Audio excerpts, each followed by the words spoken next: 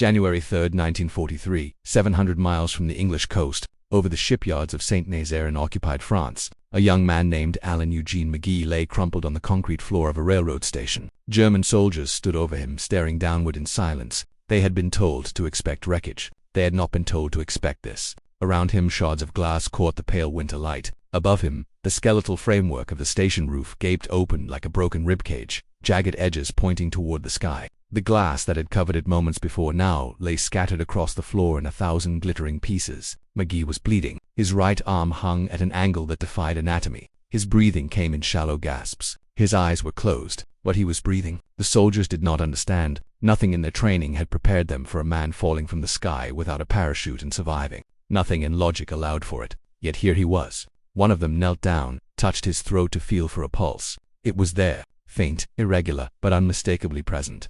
Another soldier looked up through the shattered roof at the empty sky and crossed, to himself. The air war over Europe in early 1943 was not yet the coordinated machinery of destruction it would become. The United States Army Air Forces had been flying daylight bombing missions from England for only 5 months. The doctrine was simple in theory. Tight formations of heavy bombers, bristling with guns, would fly deep into occupied territory and strike industrial and military targets with precision. In practice, the losses were staggering. German fighter squadrons tore into the formations with coordinated aggression. Flak batteries on the ground sent up curtains of explosive steel. The bombers flew without fighter escort beyond the range of the short-legged P-47s. They relied on each other, on the overlapping fields of fire from 10 machine guns per aircraft, on the discipline of staying in formation no matter what happened around them. January 3rd marked the 9th mission for the 303rd Bomb Group, known as Hell's Angels, flying out of Molesworth in England. The target was the German U-boat facilities at Saint-Nazaire, massive concrete pens that sheltered submarines attacking Allied shipping in the Atlantic. The pens had already been struck 4 times. They remained operational. This was the 5th attempt. The B-17 Flying Fortress, designated for 124620, carried a name that seemed almost absurd given the stakes. Snap, crackle, pop. The name had been painted on the nose by Captain Jacob Fredericks of the 360th Bomb Squadron, who had worked for Kellogg Company before the war and found the slogan fitting for a machine that delivered high explosive payloads. The crew that flew it into combat that day did not name the aircraft. They simply climbed aboard, checked their equipment, and waited for the signal to taxi. Staff Sergeant Alan Magee, 23 years old, from Plainfield, New Jersey, occupied the ball turret. It was the most confined position on the aircraft. A spherical plexiglass bubble mounted beneath the fuselage, containing 2 50-caliber machine guns and barely enough room for a man to crouch in a fetal position. Maximum height for assignment to the ball turret was 5 feet 4 inches. Magee fit. He could see everything from that position. The earth below, the sky above, the enemy fighters closing in. He could also be seen. The turret offered no armor, no protection. Nothing but thin plexiglass between him and the guns of a Focke-Wulf or Messer. The temperature at 20,000 feet hovered near 40 degrees below zero. Oxygen masks fogged and froze. Gunners breathed carefully, rationing their movements to conserve warmth. The missions lasted hours. There was no room to stretch, no room to shift weight, just the cramped sphere, the cold, the vibration of the engines, and the constant scanning of the sky for the next attack.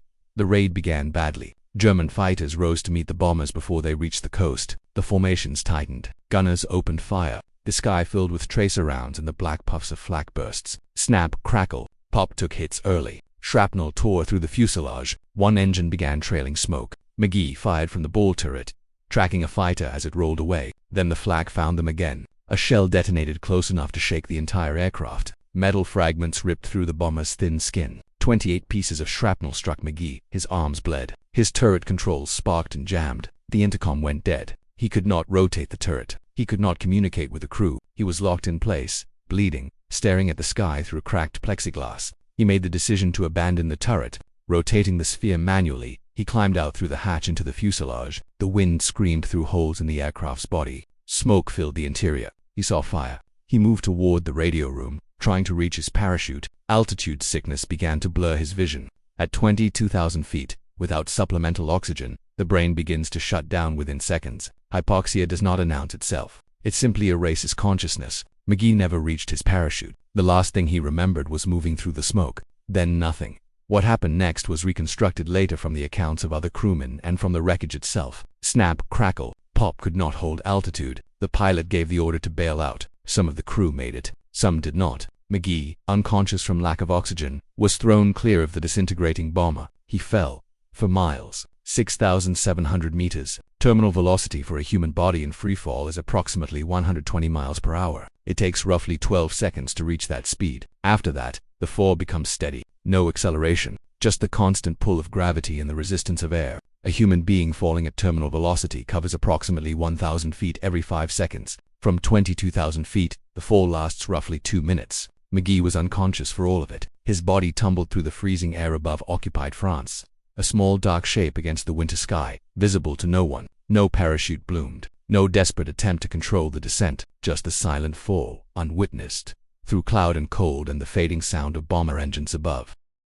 Below, the Saint-Nazaire railroad station stood near the harbor, a utilitarian structure with a vaulted glass roof designed to let in natural light. The roof covered the main concourse where passengers once waited for trains to Paris and beyond. In January 1943, the station served the German war effort. Troops moved through. Supplies were unloaded. The glass roof remained because no one had thought to reinforce it or replace it with something stronger. Magee struck the roof at 120 miles per hour. The glass shattered. The impact dispersed across thousands of breaking shards. The fragments collapsed inward, falling with him. The steel framework of the roof absorbed some of the energy. The angle of the fall mattered. A direct perpendicular impact into concrete or steel would have been but the roof was not solid. It was a lattice, a structure designed to hold glass, not to withstand the impact of a falling man. It broke, it gave way. It slowed him, not gently, but enough. He hit the floor of the station unconscious, surrounded by broken glass, and did not move. The German soldiers who found him were not medical personnel. They were guards, stationed at the railroad yard.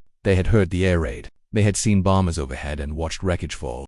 They had not expected to find a man alive. One of them later told others that his first thought was that this was a corpse. Then he saw the chest rise. He called for help. They carried Magee carefully, avoiding the glass, and placed him on a stretcher. A German military doctor arrived. He examined the injuries. Multiple fractures, 28 shrapnel wounds from the battle over the target, severe damage to the nose and right eye, punctured lung, kidney damage, a shattered right leg and ankle, the right arm, nearly severed at the shoulder, hung by tissue and tendon. The doctor made a decision. He told Magee, who had regained consciousness briefly, that they were enemies, but that he was a doctor first. He would do his best to save the arm. He did. The surgery took hours. The arm was reattached. The internal injuries were stabilized. Magee survived the operating table. He was transferred to a hospital, then to a prisoner of war camp. He would spend the rest of the war behind barbed wire, recovering from wounds that should have killed him twice, once in the air, once on the ground. The German soldiers who witnessed Magee's survival did not speak of it widely. There was no propaganda value in the story. It did not fit the narrative. It was an anomaly, a fluke, an event that defied explanation and therefore defied use. But among themselves, some of them spoke quietly about what they had seen. They spoke about the glass roof, about the angle of the fall, about the impossibility of the pulse they had felt in his neck. One of them, years later, told a French civilian that he had stopped believing in certainty after that day. He had believed that certain things simply could not happen. That belief had been shattered along with the glass. The rules, he said, were not as absolute as he had been taught. The Americans, he said, seemed to operate under different rules entirely. They flew during the day when everyone knew daylight missions were suicide. They came back after losses that should have grounded them. They kept sending bombers, week after week, in numbers that grew instead of shrank. And now this, a man falling from the sky without a parachute, and walking away. Not walking, he corrected himself. Carried away. But alive. That was the part that mattered. Alive. The mission on January 3, 1943. Cost the 303rd Bomb Group for aircraft. Snap, crackle, pop crashed in the forest at La Baule-Escablac after the crew bailed out. 7 men died in the crash or were killed in action. 3 survived as prisoners of war. Alan Magee, Lieutenant Glenn Harrington, the navigator who lost his leg to German gunfire and was later repatriated, and Staff Sergeant J.I. Gordon, another crewman who parachuted to safety and spent the rest of the war in a camp. The bomber left fragments scattered across the French countryside. One piece of the nose section, containing the snap, crackle, pop slogan, was cut away by German soldiers and kept as a trophy. It decorated a villa overlooking the sea. At the end of the war, it was thrown off a cliff by retreating Germans and later recovered from the rocks by a French civilian who returned it to the local community. The U-boat pens at Saint-Nazaire remained operational despite repeated bombing. The concrete was too thick. The raids continued. By the end of the war, more than 2,000 sorties had been flown against the submarine bases along the French coast. The strategic value of the raids was debated for decades. What was not debated was the cost. Thousands of airmen died over those targets. Thousands more spent years in prison camps, and a very small number, like Magee, survived events that should have killed them and carried the memory forward. Magee did not speak much about the fall for many years. After his liberation in May 1945, He returned to the United States. He received the Air Medal for meritorious conduct and the Purple Heart for his wounds. He earned a pilot's license and worked in aviation. He married. He lived quietly. When people asked him how he survived, he gave short answers. Luck, he said. The glass roof. The angle. God, he did not elaborate. In 1993, 50 years after the fall, Magee returned to say the French community had erected a memorial to the crew of Snap, Crackle, Pop. At the crash site in the forest, a ceremony was held. A tree of peace was planted. Magee visited the graves of his crewmates in the American military cemetery at St. James in Normandy. He stood in front of the railroad station and looked up at the roof, now repaired, the glass replaced. He said it looked smaller than he remembered. Then he corrected himself. He said he had never actually seen it before. He had been unconscious when he hit it. The memory was not his. It belonged to the German soldiers who found him, to the doctor who saved his arm, to the witnesses on the ground. He had only the absence, the last moment in the smoke-filled fuselage, and then the first moment waking in pain on a stretcher. Everything in between was gone. 2 minutes erased. For miles of fall vanished from experience. He said it felt strange to stand there, looking at the thing that saved his life, and to have no recollection of it, like reading a story about someone else.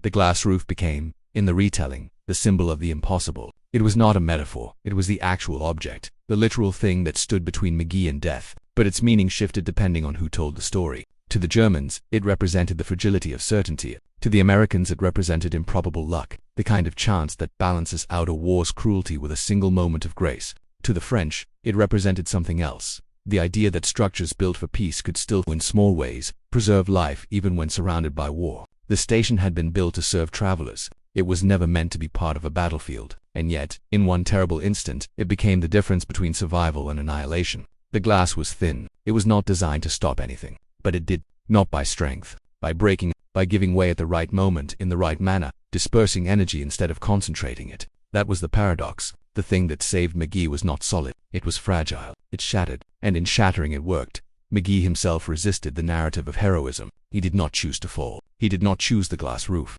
He did not steer his descent or execute a survival technique. He was unconscious. The survival was passive, a byproduct of physics and luck, and the particular architecture of a French railroad station on a cold January morning. He said once, in an interview decades later, that he appreciated the memorials and the honors, but that the real heroes were the men who died, the ones who did not find a glass roof, the ones who went down with their aircraft or burned in the wreckage or bled out in a field before anyone found them. He was the exception, he said. The exception does not define the rule. The rule was that daylight bombing in 1943 was a brutal, grinding campaign that cost thousands of lives for incremental gains. The exception was that sometimes, against all probability, someone walked away, or in his case, was carried away, but still breathing. The story persisted because it was singular. There were other falls, other improbable survivals. British rear gunner Nicholas Elcomade fell 18,000 feet without a parachute in 1944 and landed in a snowbank. A Soviet airwoman fell 22,000 feet after her aircraft exploded and landed in snow. These stories accumulated over the years, forming a small catalogue of the impossible. But Magee's was different in one respect. The glass roof. It was specific. It was visible. It was a place people could visit. And in 1995, 52 years after the fall, people did. They gathered at the crash site. They gathered at the graves. They gathered at the railroad station. They listened to Magee, now 76 years old, speak quietly about that day. He thanked the German doctor whose name he never learned. He thanked the French community for remembering his crewmates. He thanked the people who had recovered the fragment of his bomber from the rocks and preserved it. He looked at the young faces in the crowd and said that war was not an adventure. It was not a test of courage or a proving ground for men. It was waste, necessary, perhaps, in the context of 1943, when Nazi Germany controlled most of Europe and the alternative was surrender. But still waste. He said he hoped none of them would ever have to experience what he experienced. The cold, the fear, the fall. The glass dot. The war ended. The Saint-Nazaire railroad station was rebuilt. The U-boat pens remained too strong to demolish easily and were eventually repurposed for other uses. The B-17s were scrapped or sent to museums. The airfields in England were returned to farmland or converted to civilian use. The men who flew the missions grew old. Most of them did not speak much about what they had done. They returned to ordinary life, worked ordinary jobs, raised families, and kept the worst memories private. Magee was one of them. He lived until 2003. When he died at the age of 84, 60 years after the fall. His obituary mentioned the survival. It always did. It was the single fact about his life that everyone remembered. Not his work, not his family, not the decades he spent after the war, just the fall, the 22,000 feet, the glass roof, the survival. It defined him in public memory, even though it was only one day out of 30,000 he lived. That is the nature of extraordinary events. They compress time, they erase context, they become the story.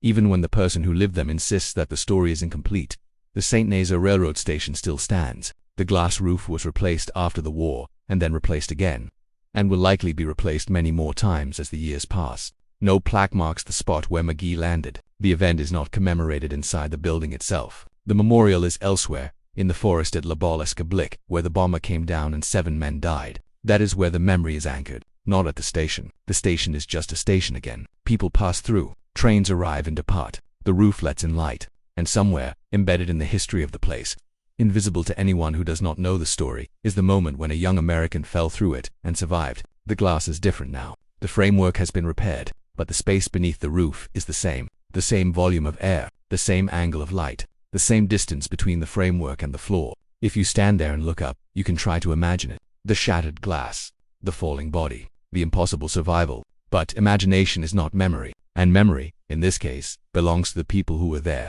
The German soldiers, the doctor, the witnesses, the man himself who remembered nothing of the fall and everything of the aftermath.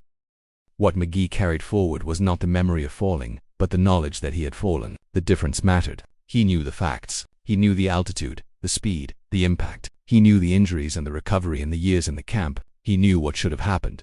Death, instant and absolute. And he knew what did happen. Survival, improbable and unexplained. The gap between those two outcomes was where the meaning lived. Not in the heroism, because there was no heroism. Not in the skill, because there was no skill. But in the gap itself. In the space between certain death and improbable life. That space, he said once, was where faith lived. Not religious faith necessarily, though he had that too, but faith in the possibility that the rules could bend, that certainty was not absolute, that sometimes, for no reason that could be calculated or predicted, the worst did not happen. The glass broke, the fall slowed, the heart kept beating, and the story continued. The war produced millions of stories. Most of them ended badly. Most of them involved no miracles, no glass roofs, no last-minute reprieves. Most of them was simply loss, a name on a casualty list, a telegram to a family, a grave in a foreign field. Magee's story stood out not because it was representative, but because it was not. It was the exception that proved the scale of the tragedy. For every man who fell 22,000 feet and survived, there were thousands who fell lesser distances and did not. For every glass roof that shattered at the right angle, there were countless impacts into earth and stone and water that left nothing behind. The survival was extraordinary precisely because it was singular, and yet, in another sense, it was not singular at all. It was part of a larger pattern that defined the American war effort in Europe, the willingness to sustain losses, the capacity to absorb them, and the sheer scale of resources that made continued operations possible even after catastrophic days like January 3, 1943. Bomber groups lost aircraft and crews at rates that would have grounded any smaller air force, but the replacements kept coming. New bombers rolled off assembly lines in Seattle and Long Beach. New crews trained in Texas and Arizona. The losses were acknowledged, mourned, and then replaced. That was the industrial reality behind the air war. Not heroism, though there was heroism. Not luck, though there was luck. But production, logistics, the capacity to build faster than the enemy could destroy. Magee's survival was improbable. The survival of the bomber offensive as a whole was not. It was engineered, planned, sustained by the output of factories and the flow of materiel across an ocean. That was the other glass roof, not the fragile structure in Sydney, but the industrial capacity of the United States, which absorbed losses that would have shattered a smaller nation and kept flying. Magee returned to France twice more after 1995. The first time, he visited schools and spoke to students about the war. He told them the same thing each time, that war was not glorious, that survival was not a reward for virtue, and that the people who deserved to be remembered were the ones who did not come home. The second time, he was too old to travel comfortably, but he went anyway because he had promised. He stood again at the memorial in the forest. He placed his hand on the stone that bore the names of his crewmates. He did not speak much. There was nothing left to say. The names were enough. The glass roof, in the end, was not the meaning of the story. It was the mechanism. The meaning was in the names on the stone, and in the fact that Magee had lived long enough to return and read them. And in the silence that followed. He died 7 years later. The obituaries ran in local papers. A few larger outlets picked up the story. The fall was mentioned. The glass roof was mentioned. The survival was mentioned. And then the news cycle moved on, because it always does. The story became part of the historical record, one more entry in the catalogue of improbable events that defined the Second World War. It is still told, occasionally, in documentaries and history books and articles like this one. It is still used as an example of the extraordinary. But for the people who lived through it, For the German soldiers who found him and the doctor who saved him and the French civilians who preserved the memory, it was not extraordinary, it was specific. It was the thing that happened on that day, in that place, to that man. And specificity is what survives when the abstractions fade. Not the lesson, not the metaphor, not the symbol, just the fact. On January 3, 1943, a young American named Alan Eugene Magee fell 22,000 feet without a parachute, crashed through a glass roof, and lived. The rest is interpretation. The fall itself remains,